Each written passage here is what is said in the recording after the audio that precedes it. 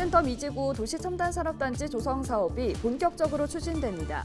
2023년부터 보상 협의와 착공에 들어갈 예정입니다.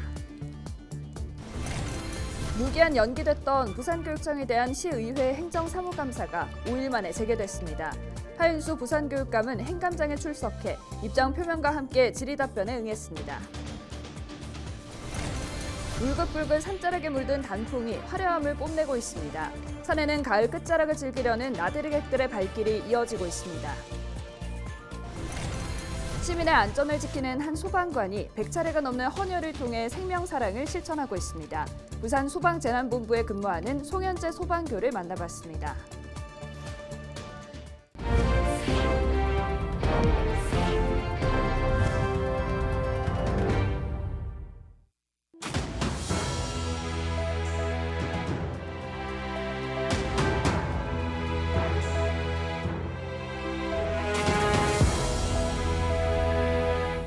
여러분 안녕하십니까? 헬로티비 부산뉴스입니다. 가을의 막바지, 겨울의 초입입니다. 울긋불긋 산자락에 물든 단풍도 마지막 화려함을 뽐내고 있는데요. 산에는 가을 끝자락을 즐기려는 나들이객들의 발길이 이어지고 있습니다. 금정산의 가을을 담아왔는데요. 안수민 기자입니다. 단풍잎이 빨갛고 노랗게 물들었습니다. 등산로 곳곳에는 포근한 융단처럼 낙엽이 내려앉았습니다. 사시사철 옷을 갈아입는 금정산에 오르는 일은 언제나 설렘으로 가득합니다. 사람들은 걸어서 또 자전거를 타며 가을 풍경을 만끽합니다. 이제 우리 동호회 우리 회원들 정기 이제 라이딩 하는 날입니다. 그래서 이렇게 몇 명 모여가지고 이렇게 이제 답사 겸 이렇게 왔습니다. 단풍 여러 곳에 길이 있어요. 산을 탈 수 있고 산행할 수 있는 길이 사통팔달이거든요, 여기도요. 그렇기 때문에 어느 지역에서라도 오면 너무 편리하고 좋은 곳이라고 생각합니다. 금정산 해발 400m에 자리 잡은 산성마을. 울긋불긋 단풍이 물든 산으로 둘러싸인 풍경은 마치 한 폭의 그림 같습니다. 이곳에 사는 주민들에게 계절의 변화는 선물과도 같습니다. 온 동네가 동서남북 글자 그대로 전체적으로 어딜 올라와도 황홀합니다. 그 자체에 만끽할 수 있습니다.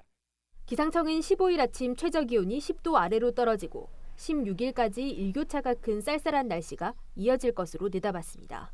헬로티비 뉴스 안수민입니다.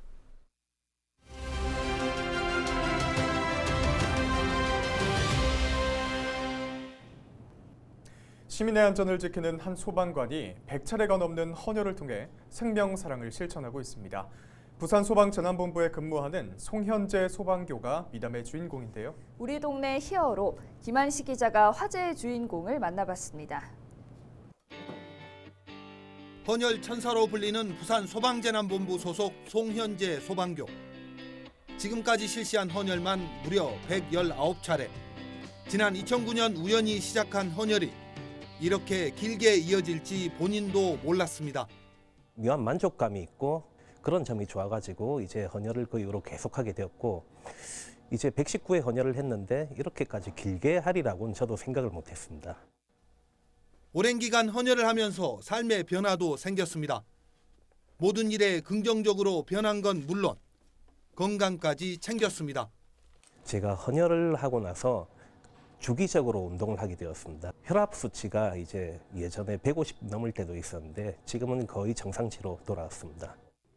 평소 사명감을 가지고 솔선수범하는 송 소방교. 함께 근무하는 동료들에게 좋은 모습을 보여주며 신뢰를 얻고 있습니다.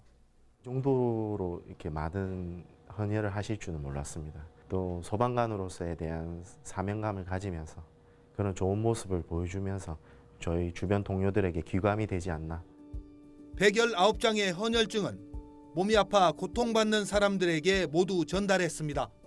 또 얼마 전에는 조혈모 세포 기증까지 서약했습니다. 혈소판 헌혈이 들어보니까 한 팩을 만드는데 일반 헌혈이 6개가 필요하다. 그래가지고 제가 어느 시점부터는 혈소판 헌혈을 주로 하게 되었습니다. 헌혈은 나를 위한 일이고 대가는 보람이라는 송 소방교. 그의 꿈은 몸이 허락하는 그 순간까지 누군가를 위해 팔을 걷어 붙이는 겁니다. 제가 지금 가장 편하게 느끼는 빈도인 1년에 10회 그리고 그러면 10년에 100회 그 몸이 허락하는 데까지 열심히 하겠습니다. 헬로티비 뉴스 김한식입니다. 센텀이지구 도시 첨단 산업단지 조성 사업이 2023년부터 본격적으로 추진됩니다. 부산시는 시산업단지 계획심의위원회가 센텀이지구 도시 첨단 산업단지 계획을 원안 의결하면서 2023년부터 보상협의와 착공에 들어갈 계획이라고 밝혔습니다. 센텀이지구 도시 첨단 산업단지 조성 사업은 지난 2016년 산업단지 지정계획 승인 이후 2020년 중앙도시계획위원회에서 개발 제한구역 해제에 대한 심의를 통과했습니다. 부산시는 이후 산업단지 계획 승인 전 환경영향평가와 사업인정 협의 등 행정 절차가 지연됐지만 지난 10월 환경영향평가와 협의를 마무리했고 이번에 산업단지 계획 심의위 심의가 최종 통과된 것이라고 설명했습니다. 센텀이지구는 4차 산업 중심의 도시 첨단 산업단지로서 수도권 중심의 창업 생태계에 대응하는 남부권 대표 창업 허브로 조성될 예정입니다.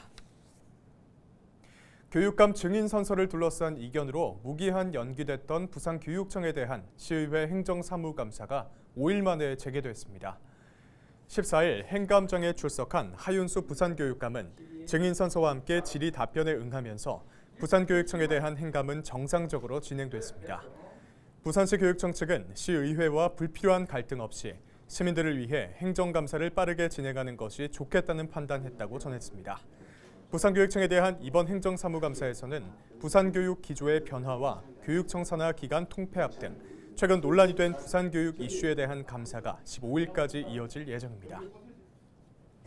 14일 진행된 부산시 교육청 행정사무감사에서 학생과 교직원 안전을 위한 성면과 내진 보강 사업 추진 실적이 미흡하다는 지적이 나왔습니다. 이대석 부산시 의원은 내진 대상 건물 1,498동 중 내진이 적용되지 않은 건물은 401동으로 26.8%에 달한다고 밝혔습니다. 또 성면의 경우도 전체 629개 초중고 중 80개 학교는 성면 학교로 남아있는 상황이라고 지적했습니다. 이 의원은 교육시설 환경 개선 기금이 4,855억 원이 적립돼 있는 만큼 안전 확보를 위해 성면 제거와 내진 보강에 이 예산을 적극적으로 투입해야 한다고 촉구했습니다. 14일 진행된 부산시 미래산업국에 대한 행정사무감사에서 이승우 부산시의회 의원은 원전 해체 산업의 산업 지원과 기술 개발을 위해 부산시가 컨트롤타워 역할을 해줄 것을 촉구했습니다. 이승우 의원은 원전 해체 기술은 방사선 안전관리와 기계, 화학, 제어 등 여러 분야의 지식과 기술이 복합된 종합 엔지니어링 융합 기술이지만 현재 이에 대한 부산시의 주관 부서가 부재해 있다고 밝혔습니다. 부산시는 원전 해체 연구소 유치만 해놓고 손 놓고 있다며 시가 원전 해체 산업과 기술의 컨트롤타워 역할을 제대로 해야 한다고 강조했습니다. 부산에서 과밀학급이 가장 많은 곳은 어디일까요? 최근 초중고 학생들의 학습권 침해 요인 중 이 과밀학급 문제가 교육 이슈로 떠오르고 있습니다. 오늘 뉴스 속 뉴스 뉴스원 노경민 기자와 자세한 이야기 나눠보겠습니다. 기자님 안녕하십니까? 네, 안녕하세요. 네, 부산 강서구가 16개 구군 가운데 과밀학급 비중이 가장 높다는 조사 결과가 나왔습니다. 이에 대해서 자세한 이야기 말씀해 주시죠. 네, 최근 정의당 부산시당이 교육부로부터 받은 전국 시군구별 학급수 자료를 재조사한 내용인데요. 지난 4월 기준 부산 지역 초중고등학교의 전체 학급 1만 3,500여 개 중 11.4% 정도가 과밀학급인 것으로 나타났습니다. 이번 조사에서 과밀학급의 기준은 교육부 기준을 따라 28명 이상인 학급을 대상으로 했습니다. 먼저 관내 과밀학급 비중은 강서구가 27.5%로 가장 높았고, 이 동래구가 26.2%, 기장군 23%, 남구 14.5%, 연제구 14.1% 순으로 높았습니다. 강서구는 인구 유출이 빠르게 일어나고 있는 부산에서도 몇 안 되는 인구 유입 지역이기도 한데요. 젊은 층 인구의 증가로 학령 인구도 동시에 늘어나자 이 학교 부족에 대한 민원이 지속적으로 잇따랐습니다. 특히 강서구 고등학교의 과밀학급 비중은 이 44.1%로 꽤 높은 수준이었는데요. 이처럼 고등학교가 부족하다는 주민들의 목소리가 잇따르면서 이 영도구 부산남고의 강서구 이전안이 지난달 이 교육부 중앙투자심사위원회를 통과하기도 했습니다. 과밀학급 수가 가장 많은 곳은 동래구였습니다. 특히 동래구의 경우 이 초중학교 과밀학급 비중이 16개 구군 중 가장 높았는데요. 이 초등학교는 관내 전체의 23.4%, 중학교는 51%나 과밀학급인 것으로 파악됐습니다. 또 주목해봐야 할 곳은 기장군인데요. 이 고교 과밀학급 비중이 51.6%로 이 부산에서 가장 높게 나왔습니다. 동래구의 중학교와 기장군의 고등학교 모두 이 절반 이상이 과밀학급으로 드러나면서 이 대책 마련도 시급하다는 지적이 나옵니다. 네, 그런데 전국으로 놓고 보면 이 부산의 과밀학급 현황은 상대적으로는 적은 편이라고요? 네, 그렇습니다. 이 전국 17개 시도 가운데 이 초중 고교 과밀 학급 비중이 가장 높은 지역은 경기도였고요. 그 다음으로 제주, 충남, 인천, 경남 순으로 높았습니다.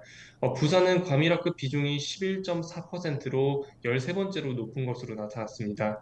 다만 이 초등학교 과밀 학급 비중은 7.4%로 이 전국에서 6번째로 높게 나온 만큼 이 추후 과밀학급 대비책 마련이 필요할 것으로 보입니다. 네, 다음으로는 한 주간 지역에서 있었던 재판 소식입니다. 지난 6월 지방선거 과정에서 구청장 후보를 비난한 한 여성이 벌금 300만 원을 선고받았다고 하는데요. 자세한 내용 말씀해 주시죠. 네, 부산지법 형사 6부 재판부에 따르면 공직선거법상 허위사실 공표 혐의로 기소된 A씨가 이 벌금 300만 원을 선고받았습니다. A씨는 지난 지방선거에서 동래구청장에 출마한 비후보의 아내인 것으로 파악됐는데요. 지난 5월 말 선거를 닷새 앞두고 이 SNS에 상대 후보인 장준용 후보에 대한 비방글을 올린 혐의를 받고 있습니다. 당시 한 60대 남성이 벽에 부착된 선거 공고문을 떼어내 바로 옆에 있던 비후보의 벽보에 붙여 이 경찰에 붙잡힌 사건이 있었는데요. 이를 두고 A씨는 이 장준용 후보 측에서 사주에서 이 남편이 선거 벽보를 가린 것이다. 이 취지의 허위성 글을 게시했습니다. A씨는 게시 다음 날 이가 허위 사실인 점을 인식하고 글을 내린 것으로 전해졌습니다. 재판부는 A씨 행위에 대해 이 선거 공정성을 훼손한 행위라고 판단했지만 이 선거 결과에는 큰 영향을 미치지 않은 점 등을 참작해 벌금 300만 원을 선고했습니다. 한편 재판부에 따르면 선거 공고문을 떼어낸 이 60대 남성도 이 현재 선거법 위반 혐의로 재판을 받고 있는 것으로 전해졌습니다. 네, 지금까지 과밀학급 문제와 한 주간 지역 재판 소식에 대해서 뉴스원 노경민 기자와 함께했습니다. 오늘 말씀 고맙습니다. 네, 감사합니다.